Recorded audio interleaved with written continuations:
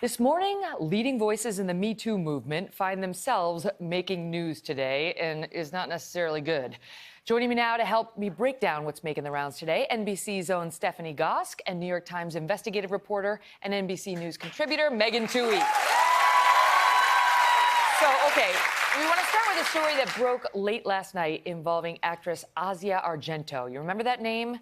About 3 months ago, she gave a very powerful speech at the Cannes Film Festival accusing Harvey Weinstein of rape. She had done that earlier. She was one of the first to accuse him. And in that speech, she talked about the importance of holding people in Hollywood accountable. Now, it is Argento who stands accused. Stephanie's been working this story all morning, so we're going to take a look at her report and then get reaction from our panel after. Watch this. Overnight, shocking new allegations against one of the Me Too movement's most prominent voices. The New York Times reporting Italian actress and director Asia Argento, the former girlfriend of Anthony Bourdain, arranged to pay $380,000 to Jimmy Bennett after the actor claimed he was sexually assaulted in a California hotel room in 2013 when he was just 17. The payment arrangement allegedly made not long after Argento herself publicly accused Hollywood producer Harvey Weinstein of rape and sexual assault. The new claim, detailed in documents sent to the Times through encrypted email, says Argento was both a mentor and a mother figure to Bennett, and the two were intermittently in contact as he grew up. Bennett, now 22, began acting at age 6. He was cast at age 7 to play Argento's son in the 2004 film The Heart is Deceitful Above All Things. You will not trash this house. The documents, characterized by the Times as a legal agreement between lawyers, describe Bennett's version of the encounter. They have not been seen or verified independently by NBC News. On May 9, 2013, Bennett says he arrived at the hotel with a family member for a reunion with Argento. After asking the family member to leave so she could be alone with the actor, Bennett says Argento gave him alcohol and a series of notes she had written to him on hotel stationery.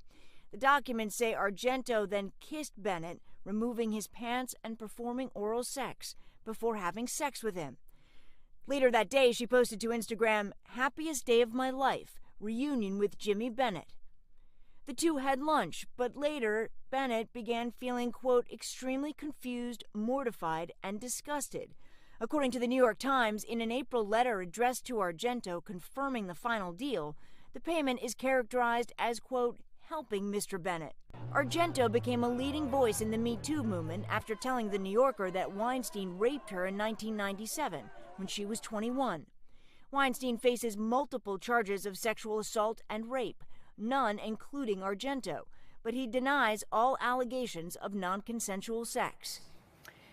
NBC News reached out to Argento for comment but did not hear back, and the attorney for Bennett says his client needs at least 24 hours to respond to all of this, Megan. This doesn't have any effect whatsoever on the criminal charges against Harvey, as far as we know. No, it does not. And the charges that he faces here in New York City have nothing to do with Asia Argento. There are still investigations going on in L.A. and London, but this won't impact it.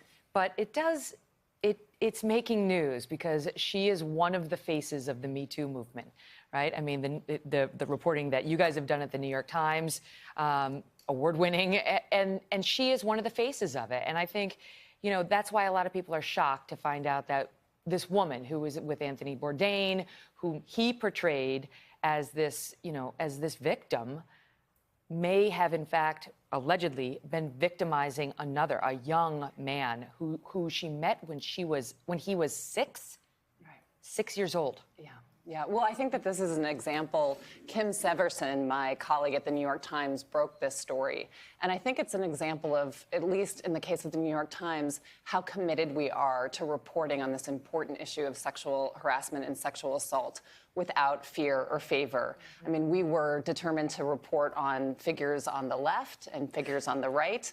And in this case, when these very important documents came to the attention of Kim about this prominent figure, one of the most prominent accusers in the Me Too movement, you know, she didn't look away. She moved forward with that reporting and was able to write that story that was published last And May. again, these are allegations. These are not proven. So, you know, anybody can make an allegation. But encrypted emails between Asia's lawyer and this young man's lawyer were sent to the Times. Is that correct? Right, exactly. So these records spell out the communications that occurred between the lawyers in the case. But what's clear is that in November, shortly after Asia had become a high-profile accuser of Weinstein, this young man's attorney reached out to her, accusing her of sexual battery and assault in this 2013 incident at this hotel room. And he claimed it was triggering. He claimed seeing her out there. Absolutely. He said that seeing her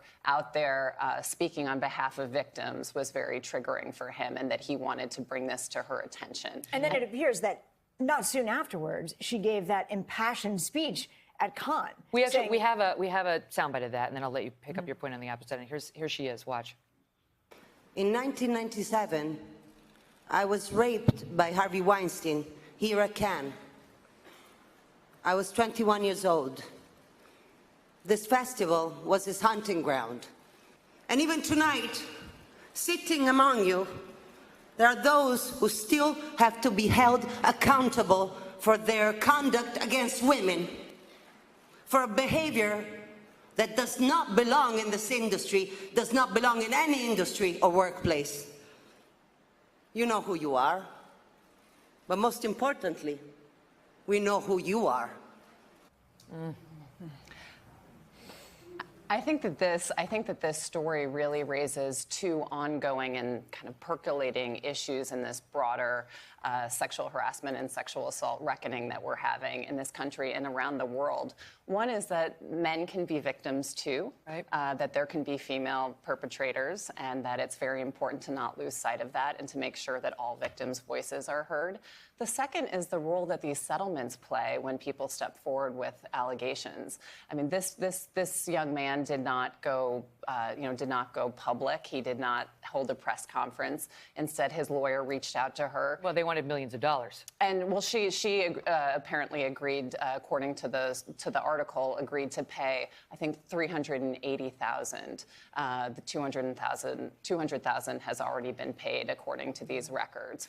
And so there's questions, though, about whether or not these settlements. This one didn't come with a non-disclosure agreement. Oftentimes they do. Isn't that not possible under the existing law that governed the agreement? And well, like they couldn't have had one. Specific to California, it's very interesting. Certain states around the country have said, listen, it's not okay. We're going to make it illegal if there is a settlement, if there's a payoff to a victim. I understand that, but I have to say, as a lawyer, you're never going to get people to settle cases if you can't have non-disclosure agreements. I understand why.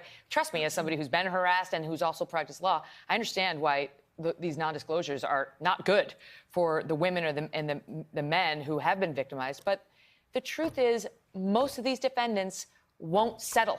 The accusers are not going to get paid unless there's a non-disclosure in there. I can tell you that, having represented clients for 10+ years. You know, that's why they're in there. This is described as an agreement, though. It's not described. I wonder if there's a legal distinction between the way that this is described as an agreement as opposed to an official settlement. I don't know the answer to that question, and whether it would fall under that law. I think it would fall under that law, and I think that this is an example of a settlement, a payment that was made without a non-disclosure agreement. Yep. Now, so far, he has not spoken. I mean, he was not quoted in the New York Times article. He didn't speak to NBC, and so it's going to be interesting moving forward to see if either he or Asia are going to speak out. And how, I mean, the thing is, like, even if she were to allege it was a consensual affair, you know, he was under the age of consent. He had just turned 17. Right, and the age of consent is 18 in California. It is. So it's, I mean, even if that's her defense, it's going to be problematic for her. It's tough to defend, and I just think on an instinctive level,